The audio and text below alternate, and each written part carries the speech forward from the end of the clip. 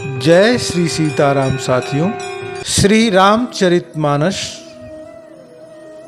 चाहे वह ऋषि वाल्मीकि जी ने लिखा हो अथवा महाराज गोस्वामी तुलसीदास जी ने लिखा हो, श्री रामचरितमानस का स्थान प्रत्येक सनातनी के लिए सनातन धर्म के सबसे अधिक पवित्र धर्म ग्रंथों में से एक है। श्री रामचरितमानस सभी ग्रंथों से सर्वोपरि कैसे हुआ, आज के प्रदर्शन के माध्यम से हम यही समझने का प्रयास करेंगे। मित्रों, संमत 1631 प्रारंभ हो चुका था। उस साल रामनवमी के दिन प्रायः वैसा ही योग था जैसा त्रेता युग में भगवान मर्यादा पुरुषोत्तम श्री राम जी के जन्म दिवस के दिन था। उस दिन प्रातःकाल श्री गोस्वामी तुलसीदास जी महाराज ने श्री रामचरितमानस की रचना की शुरुआत की। 2 वर्ष 7 महीने 26 दिन के उपरांत इस पवित्र ग्रंथ की रचना हो सकी। संमत 1633 के मार्गशीर्ष शुक्ल पक्ष में राम विवाह के दिन 7 कांड पूर्ण हो गए, जिसके उपरांत भगवान की आज्ञा से तुलसीदास जी महाराज काशी चले आए।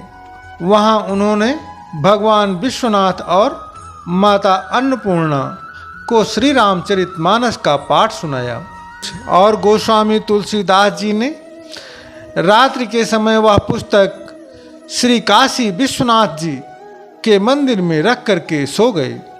सवेरे जब मंदिर के दरवाजे खोले गए तो उस पर लिखा गया था सत्यम शिवम सुंदरम और नीचे भगवान शंकर के हस्ताक्षर थे। उस समय उपस्थित लोगों ने सत्यम शिवम सुंदरम की आवाज़ भी अपने कानों से सुनी, जो कि मंदिर के शिवलिंग से आ रही थी। इधर पंडितों ने जब यह बात सुनी तो उनके मन में ईर्ष्या उत्पन्न हो गई। मित्रों, यह आज की नहीं अनन्य काल से चलता हुआ एक ऐसा बीज है, एक ऐसा हमारा दुश्मन है जो हम सनातनियों को एक होने ही नहीं देता। हम सदैव एक दूसरे से ईर्ष्या करते रहते हैं। वहीं ईर्ष्या उस समय पाखंडी पंडितों ने गोस्वामी तुलसीदास जी महाराज के प्रति दिखाई। वह सभी पाखंडी पंडित दल बांधकर तुलसीदास जी की निंदा करने लगे और उस पुस्तक को भी नष्ट कर देने का प्रयत्न करने लगे। उन पाखंडी पंडितों ने उस पुस्तक को, उस पवित्र ग्रंथ को चुराने के लिए 2 चोर भेजे। उनके कहने के अनुसार जब चोर गोस्वामी तुलसीदास जी महाराज जहाँ पर रहते थे वहाँ पर गए तो चोरों ने जाकर देखा कि तुलसीदास जी की कुटिया के चारों तरफ 2 वीर धनुष और बाण लिए पहरा दे रहे हैं, जो कि कुटिया के चारों तरफ चक्कर काट रहे हैं। वह दोनों वीर पुरुष बड़े ही सुंदर और एक श्याम वर्ण का तथा दूसरा गौर वर्ण का था। उनके दर्शन से चोरों की बुद्धि शुद्ध हो गई। मित्रों, वह और कोई नहीं, हम सबके नाथ रघुनाथ जी थे। रघुनाथ जी के चरण कमल के दर्शन करने से बड़े से बड़े पापी का उद्धार हो जाता है, तो वह तो मामूली चोर थे। जब उन्होंने साक्षात प्रभु श्री राम जी और भैया लक्ष्मण को देख लिया तो उनकी तो बुद्धि शुद्ध होनी ही थी। मित्रों, उन चोरों ने उसी समय से चोरी करना छोड़ दिया और रघुनाथ जी के भजन में लग गए। उन चोरों ने गोस्वामी तुलसीदास जी को बताया कि वह उनके ग्रंथ को चुराने के लिए आए थे। तब उन्होंने देखा कि दो वीर पुरुष, एक श्याम वर्ण का और एक गौर वर्ण का, उनकी कुटिया के चारों तरफ चक्कर लगाकर पहरा दे रहे हैं। यह सुनकर गोस्वामी तुलसीदास जी ने सोचा कि उनके कारण उनके स्वामीनाथ जगत के ईश्वर जगदीश्वर रघुनाथ को कष्ट हुआ। यह समझकर कुटिया का सारा सामान गोस्वामी तुलसीदास जी ने लुटा दिया, अर्थात दान कर दिया, और उनके द्वारा लिखे गए पवित्र ग्रंथ श्री रामचरितमानस को उन्होंने अपने मित्र टोडरमल के यहाँ रख दी, जिसके उपरांत उन्होंने एक दूसरी प्रत लिखी। उसी के आधार पर दूसरी प्रतिलिपियां तैयार की जाने लगी। इधर पुस्तक का प्रचार इतनी तीव्र गति से हो रहा था जैसे सूर्य की किरण जितनी तीव्र गति से आगे की ओर अग्रसर होती है।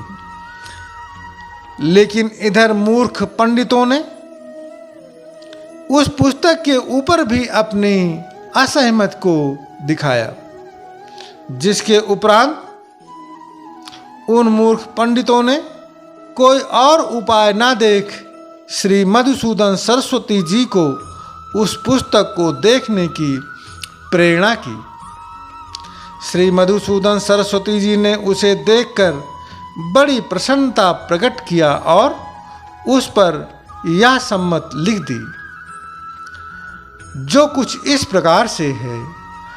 आनंद कानने हसिमंजंग मस्तुलसितरु कविता मंजरी भाति राम भ्रमर भूषिता। अर्थात इस काशी रूपी आनंद वन में गोस्वामी तुलसीदास चलता फिरता तुलसी का एक पौधा है, जिसकी कविता रूपी मजरी बड़ी ही सुंदर है, जिस पर श्री राम रूपी भंवरा सदैव मड़राया करता है। पंडितों को इस पर भी संतोष नहीं हुआ। तब पुस्तक की परीक्षा का एक उपाय और सोचा गया। भगवान विश्वनाथ जी के सामने सबसे ऊपर वेद, उनके नीचे शास्त्र, शास्त्रों के नीचे पुराण और उन सब के नीचे श्री रामचरितमानस ग्रंथ को रखा गया एवं मंदिर का फाटक बंद कर दिया गया, जिसके उपरांत पूरी रात मंदिर के बाहर भगवान भोलेनाथ और जगदीश्वर प्राणनाथ जगत के स्वामी रघुनाथ जी का भजन और कीर्तन होता रहा। जिसके उपरांत प्रातःकाल जब मंदिर खोला गया तो लोगों ने देखा कि श्री रामचरितमानस सभी पवित्र ग्रंथों के ऊपर रखा हुआ है। अब तो पंडित लोग बड़े लज्जित हुए। उन्होंने सारे ग्रंथ, सभी वेद, शास्त्र, जितनी भी पुस्तकें श्री रामचरितमानस के ऊपर रखी गई थी, वो सभी पुस्तकें श्री रामचरितमानस के नीचे हैं और श्री रामचरितमानस सबसे ऊपर रखा हुआ है। अब तो पंडित लोग बड़े ही लज्जित हुए। उन्होंने तुलसीदास जी महाराज से क्षमा मांगी और उनके चरणों में गिर गए। गोस्वामी तुलसीदास जी बड़े ही निर्मल और सरल स्वभाव के थे। उन्होंने तुरंत ही उन पंडितों को खड़ा किया और उन सबको माफ कर दिया। जिसके उपरांत गोस्वामी तुलसीदास जी 80 घाट पर रहने लगे। रात को एक दिन कलयुग मूर्त रूप धारण करके उनके पास आया और उन्हें अर्थात गोस्वामी तुलसीदास जी को सताने लगा। ऐसे समय पर गोस्वामी तुलसीदास जी महाराज ने श्री राम भक्त वीरों में वीर रुद्रावतार हनुमान जी का ध्यान किया। हनुमान जी ने उन्हें विनय के पद रचने को कहा। इस पर गोस्वामी जी ने विनय पत्रिका लिखी और भगवान के चरणों में उसे समर्पित कर दी।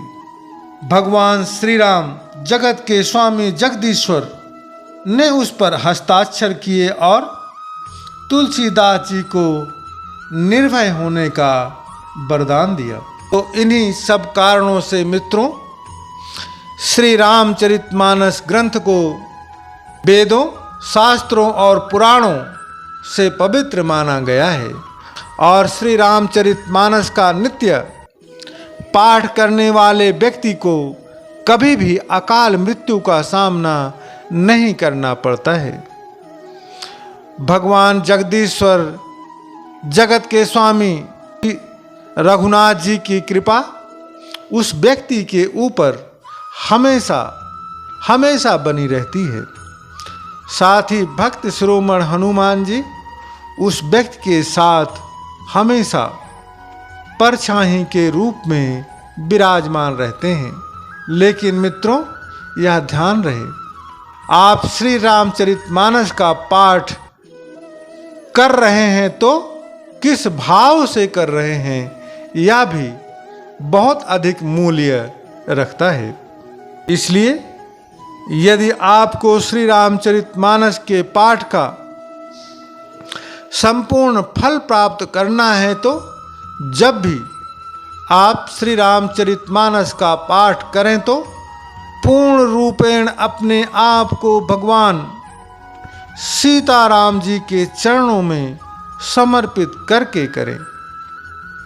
उसके उपरांत देखें आप किस प्रकार से आपके घर के, आपके परिवार के, आपके शरीर से समस्त प्रकार की व्याधियां, समस्त प्रकार के दोष कैसे छू मंतर हो जाते हैं। भगवान जो मंगल मूर्ति हैं, जो मंगल भवन हैं, जब आप अपने आप को पूर्णतया उनको समर्पित कर देंगे तो अमंगल आपका कभी हो ही नहीं सकता है। मित्रों, इन्हीं कारणों से श्री रामचरितमानस ग्रंथ को अन्य सभी धर्म ग्रंथों से सर्वश्रेष्ठ माना गया है। हमारी इस प्रस्तुत के बारे में आप अपने विचार को कमेंट के माध्यम से अवश्य व्यक्त कीजिएगा। धन्यवाद। प्रेम से बोलो जय श्री सीताराम।